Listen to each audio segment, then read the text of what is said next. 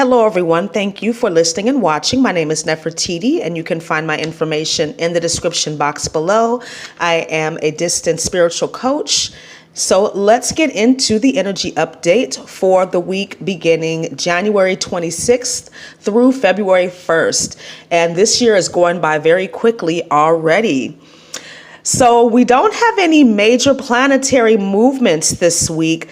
That's great because that allows us some time for integration. We've just come out of eclipse season, still have the underlying energies of the Saturn-Pluto conjunction, and Jupiter is there as well.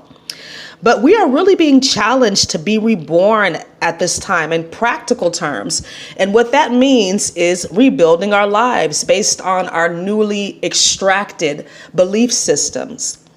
The Aquarius new moon was very electric in nature because the energy was unstable. It was squaring its ruler, Uranus.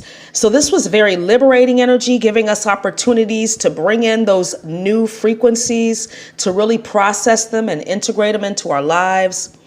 And this energy will be reactivated towards the end of the year when we have this stellium of planets beginning to move into Aquarius. That's going to begin a whole new era and lifestyle for us, especially if you are an Aquarius or Aquarius rising. As we're navigating these energies, we're learning that life is cyclical and that evolution is in fact speeding up. The process of evolution is speeding up, which means in practical terms, we are integrating, releasing, and clearing at the same time. And I believe that our focus shifts depending on what we need to learn at that time. And it's all about divine timing. It's really getting harder and harder for people to live fake, unauthentic lives, right? Our true self, our soul is calling us all home. And that is a call that we cannot ignore because we all have a purpose for being here, a mission for being here. And a part of the birth process is that we get amnesia, because that's where the learning begins or the remembering begins. We're also experiencing these energy waves that are coming into the planet, and they're higher frequency every time. And our limitations are being exposed and dissolved because they can't be sustained in those higher energies. And this could play out in many ways. Often people will choose to project these limitations instead of healing, but we know that that's just going to prolong the process. The more resistance you have, the more challenging your life will be. And life is challenging already. So when we are being asked to step up, right, to level up, to the energies that are being presented to us at this time, it's very helpful for us to just go with the flow and make the changes that we're guided to make by our spirit team, as opposed to getting frustrated or resisting that change, right? And wherever Pluto, Jupiter, and Saturn are transitioning in your chart, these are the areas that you're making changes in, major transitions, closing cycles, initiating new cycles, and being reborn. So if you're a Capricorn, this is in your first house, and Saturn's your ruler. So this is about initiations and that new identity. If you're in Aquarius, this is your 12th house of secrets, endings, and spirituality. So Aquariuses are being prepared for Saturn transiting their sign, which is a whole new paradigm, a whole new way of life for you.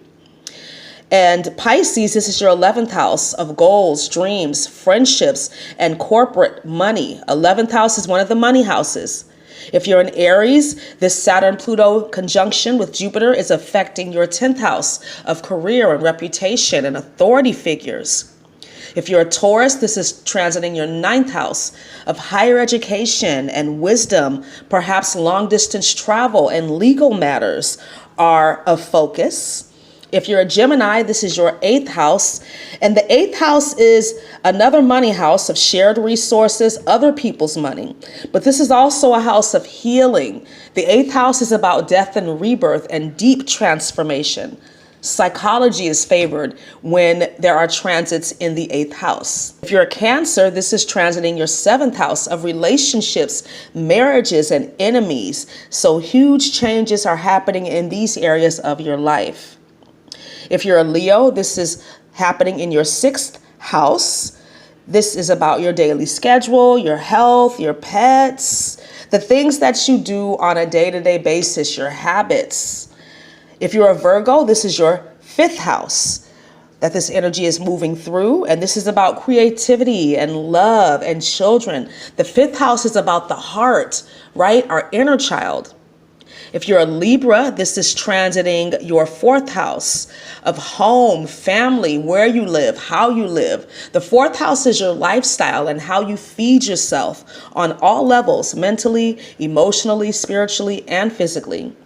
If you're a Scorpio, this Saturn, Pluto, Jupiter conjunction is happening in your 3rd house of the mind and communications, short distance travel, your neighbors, your siblings. These are all areas of focus. And if you're a Sagittarius, this is happening in your 2nd house of coin, income, talents, resources, another money house, right? So we need to keep moving forward no matter what. Things are going to fall away. People are going to fall away because not everybody is at the same level spiritually. We're all equal in the eyes of Source as far as the amount of love and support that our spirit team is going to provide for us, all of us. But we have free will, and part of that free will is to be used for our purposeful spiritual evolution, right? Doing the work. So some of us do the work, some of us don't do as much as we could, and some don't do any. So you see, that's where the leveling of the playing field is, right? Many of us are in this void space too. But this is where we're learning to trust. And experience is the only sure and certain way that we can learn our lessons and retrieve the information we need from this universal field. And we can choose to do this consciously by consulting our spirit team and trusting the guidance that we get. But it does take practice. And I think that this year is going to provide us with opportunities to consistently work on our belief systems, right? Just like we would work at decorating a new home or that we move into, buying all the furniture, make this a creative process, right? Even like when you're putting things in your sacred space, put one piece at a time, and then you only put in those pieces that really make you happy, that really have usefulness and purposefulness, right? That are beautiful. So part of this 2020 clear vision that everybody is talking about is seeing a couple of things. The first thing, like I mentioned earlier, is that life is cyclical. We're going to clearly see that. And another thing is that things usually only make sense in hindsight. So we don't often see the lessons, the silver lining when we're going through the bullshit, right? Another thing is that we gain clarity through clearing and releasing. And I just did a video on this. I got a channeled message from my spirit team. So whatever needs to be released and cleared, 2020, because of this clear vision that we're having, there's going to be a very stark contrast between what you are wanting to really embrace and keep in your life versus those things, people, and situations that are raising questions. Right? Let's move on to the astrology. On the 26th, we have Venus square Mars. So this is, again, those cosmic lovers squaring off. Venus is about what we love and value. Mars is about war and ambition and action. So just remember, as I always say, it takes two to fight. And if there's sexual tension, handle that. If it's not going to hurt anybody else, and if you can do it safely, right? If your spirit team is giving you the okay to finally handle that situation with that person. But this is also a good time for you to connect with your partner if you're in a committed relationship, right? This is sparking passion. On the 27th, Venus in Pisces is going to conjunct Neptune. So this is a very creative, inspirational, jovial type of transit here, right? Great for creating vision boards and musicians and artists and painters, Probably not the best day to do anything that requires a lot of focus, but this is a good day for just doing something that you love, something that brings you pleasure, something that allows you to tap into your creativity. On the 28th, the sun is going to square Neptune. Whenever there's a sun square Neptune aspect, this is a day where things could be unclear, some nebulousness. Maybe you're not seeing things as they are. This is also a day where you can overindulge in things like drugs and alcohol, partying. So be mindful of that, moderation in all things. So this is also a good day just to be creative and to really tap into that right brain. Not the best day for making major decisions, not the best day to go on a first date or even make decisions in regards to relationships. As far as getting into committed relationships, it could be a day where you end one though. Okay? So very interesting week. Take some time to meditate, to rest, to really process all of the energies that we've had to experience over the past maybe month and a half or two, right? It's been very intense. Very intense. We've had to make a lot of adjustments. So now this is the universe providing us an opportunity to kind of catch our breath and to come back into balance. Let's move on to the oracle cards, and 2 cards came out this time.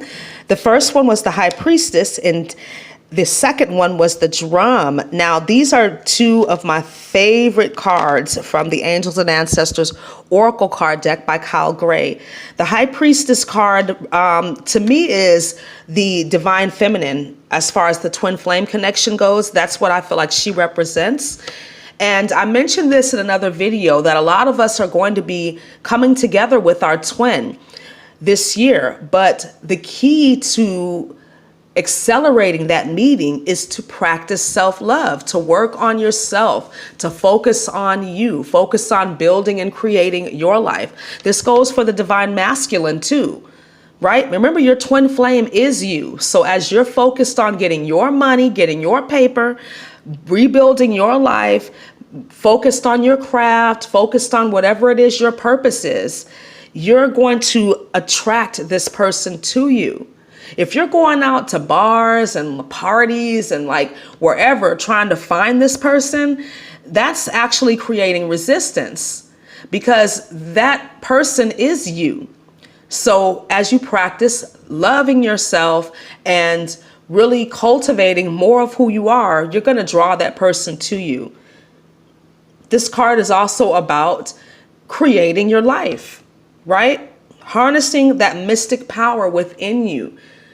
We are light workers. We're naturally able to manifest anything that we want and need. We may have attracted a lot of resistance in our life, which is causing us to forget this. But that's the whole point of the ascension process, is to help us remember that we are powerful creators. And the cat that's in front of her is representing Bast or Bastet. I think both the names are used. But she protects her from lower energies. So you're being led, you're being guided, you're being protected. All is truly, truly well. You are free to live the life that you came here to live.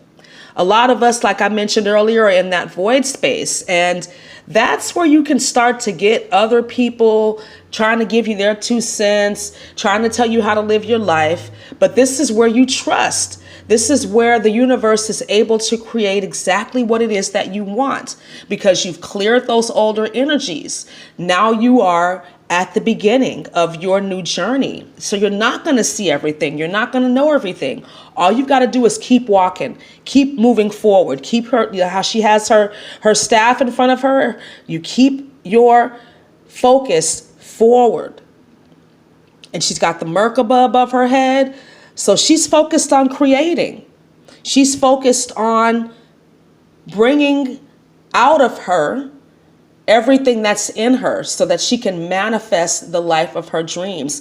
And then she'll be able to connect with her twin because it'll happen naturally, because they'll be vibrationally aligned. The Christians call it evenly yoked, right? So the other card, the drum card, whenever I pull this card, I always encourage my clients to do some journeying, right? And I've linked a meditation on my community page some months back with a meditation that I love using when I'm doing some journeying work. But this is a great way to get in contact with your spirit guides, your animal spirits. Definitely like to show up when you're doing journeying work. But this is about you really having that connection to higher frequency, other realms of existence, right? We have to remember that we have learned to see things from a third dimensional perspective, but we exist on all of these different levels. It's just that depending on where we are vibrationally, we're going to either have access to that information or not. And so as we dream and journey and get into that meditative state, we get glimpses of our higher self, of this higher life, this higher timeline. And the more and more of this work that we do, the longer we get to stay there, the longer that we get to experience these realities and energies, because everything starts to merge and come together because they're a vibrational match. So do some dream work, do some journeying. Whenever I see this card too, I think about a dream catcher. So this makes me think that everything that you've gone through, even the things that you don't understand yet, they have all been for a purpose to help you create this reality that you are dreaming about. And remember that good and bad is a perception, right? We live in a world of polarity, so we're going to have light and dark. And darkness doesn't always have to mean negativity. Darkness could just mean those hidden things. So as you do dream work and journeying and journaling, I hear Spirit saying, you'll begin to uncover those hidden things, whether they're bad things like, limiting beliefs or old family patterns, ancestral patterns, or those hidden things like nefarious energies around you, people that are around you that don't have good intentions, even though they say they do. I'm thinking about that song, smiling in your face all the time. They want to take your place, the backstabbers, right? Those kind of things that are hidden, right? That are not for your highest good. So that's how you uncover those things, is through shadow work, through dream work, journaling, and really allowing yourself to create a safe space for these energies to come up for healing, release, and transmutation. All right, let's move on to the angel number. So the number that came up was angel number 75. Now this number, whenever I see it, I call this the distraction number. All right. I remember when I was dating a particular person, and whenever they would call, I would always see the number 75. And I was so resistant to it because I knew what it meant. Like, nah, he's not it. Right. But anyway, angel number 75 is basically a prompt for you to trust your intuition and to act on any ideas that you get, and to follow your own lead, and do not allow people to sway you from your path. That's that distraction. And that any changes that you intuitively feel that you need to make are the right ones for you. And that everything happens for a reason, right? Most of the changes that we are prompted to make are answers to our prayers. But the means doesn't justify the ends, right? We'll ask, the universe, like, I need some cash. And they'll tell you to do something that seems totally unrelated. But what you're doing is setting things in motion, because we only get one step. So if you just, think, well, I'm not going to do that. Like, that doesn't even make any sense. Why are you questioning the universe? And then why did you ask? Right? If you're not going to do what they've asked you to do, why are you asking? Just go ahead and do whatever it is you were going to do. So that's where the resistance comes in. Do you understand that? Like, we're asking the universe, but then we are deciding that what the answer is that they give to us doesn't make any sense. So we're not going to do it. So just trust in the intuitive messages that you get. Trust your inner wisdom and the guidance from your angels. All right, so let's move on to the crystal. And this week it's not really a crystal, but black obsidian is the stone that came up. And black obsidian is a stone that I don't always recommend because it's very, very powerful. It's one of the stronger stones for purification and cord cutting and cleansing psychic smog, but it works really, really fast. So I try to caution people with that. Like if you want changes in your life and you're using obsidian, your life will change. So you need to be ready for that. And it may not change in the way that you think, right? Because it's strong in unfettering you from attachments that are negative. So if these are negative attachments that you've grown comfortable with, then this might not be a pleasant experience for you, but it's a necessary one. And obsidian is a great stone for grounding. It's highly protective. It's been used for scrying because it has such a shiny surface. So you can actually buy flatter pieces of it and use it for scrying, right? Or like crystal ball work. That's basically what scrying is. And black obsidian, if it is too strong, there's another variation called snowflake obsidian, and it's got a softer vibration. I like to use snowflake obsidian for grief because it's just a gentler process of release when you're using that stone. But black obsidian is definitely hardcore, but it's not anything to be afraid of. You should definitely try to use it, but just use it sparingly, maybe with meditation only. You can carry it with you if you want, if you think you can handle it, but it's definitely going to bring some things to the surface. And whenever I work with obsidian, it's usually on a day that I plan to stay at home because it tends to make me very emotional. I often have physical reactions because it's pulling what I call emotional slush out of my field, psychic slush, and I can feel that because I'm clairsentient. So whenever I'm working with obsidian, I typically lay low, but everybody's different, so you do what's right for you. It's going to resonate with the root chakra and the lower chakras. You can also use obsidian at your third eye to connect with your spirit guides and ask them specific questions. All right, let's move on to the spirit animal. And the animal that showed up is the bat. Now, bats are really misunderstood. They're actually very loving and cuddly. I like bats. But when a bat shows up, this is signaling a time of great transformation. We already know that. But bats are always alert and aware of their surroundings. And so that's what the spirit animal is telling you, is to just be alert, to be aware, because people are being bombarded right now, for lack of a better word, with these energies, these frequencies that are coming in, invoking change, right? So just be mindful that not everybody has the best intentions because they're not handling their shit. So as the awakened ones, as the light warriors, be aware. The bat also has been linked to death and darkness. But remember that we don't die, right? Our energy lives forever. We just transition. Bats are also symbols of good luck. And if you see a bat in visualization and they're spreading their wings wide, that signals rebirth. But this is basically you being able to see in the dark, to be able to see the darkness, to see the things that have been hidden from you so that you can heal them or release them.